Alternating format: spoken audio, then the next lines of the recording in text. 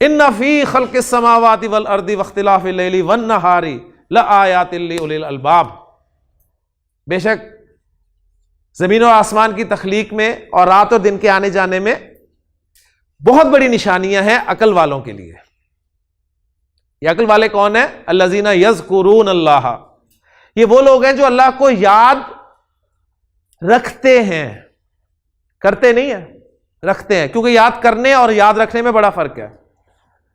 یاد کرنا یہ ہوتا ہے کہ آپ تسبیح کر لیں، یہ یاد ہی ہے نا، اللہ کا ذکر ہی ہے نا، سبحان اللہ سبحان اللہ سبحان اللہ۔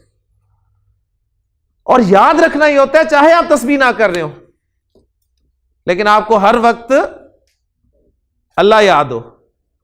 تو یعنی یاد رکھنے میں ذکر خود بخود آ جاتا ہے، یاد کرنا، لیکن یاد کرنے میں رکھنا نہیں ہوتا۔ بعض اوقات آپ کے ہاتھ میں تسبیح ہوتی ہے، اللہ کا ذکر زبان پہ ہوتا ہے، لیکن مال بیچتے ہوئے آپ 2 نمبری کر رہے ہوتے ہیں، تو وہ اس وقت آپ اللہ کو یاد تو کر رہے ہیں لیکن اللہ کو یاد رکھ نہیں رہے۔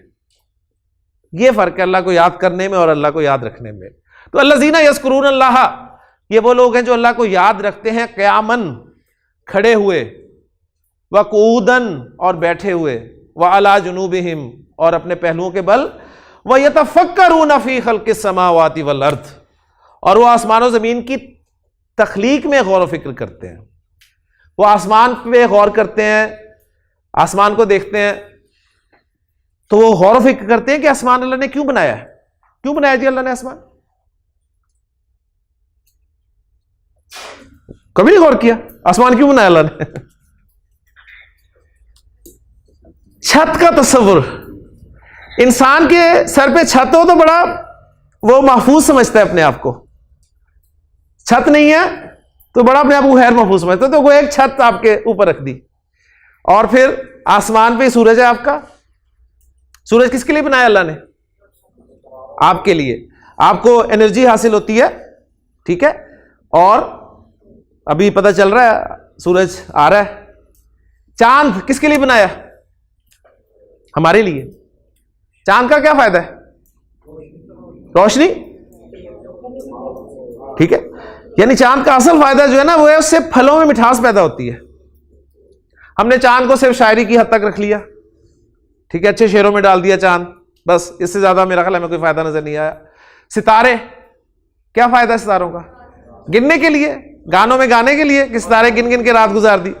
نہیں، روٹ، رستہ دیکھنے کے لیے۔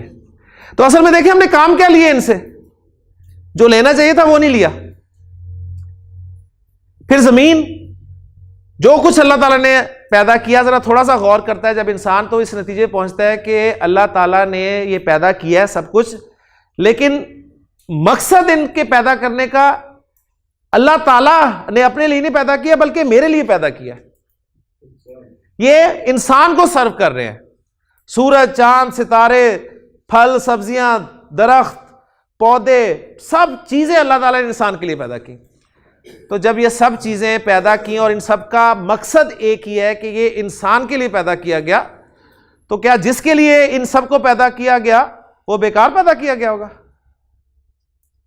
وہ بیکار پیدا نہیں کیا گیا، گویا اس انسان کے پیدا کرنے کا بھی کوئی مقصد ہے۔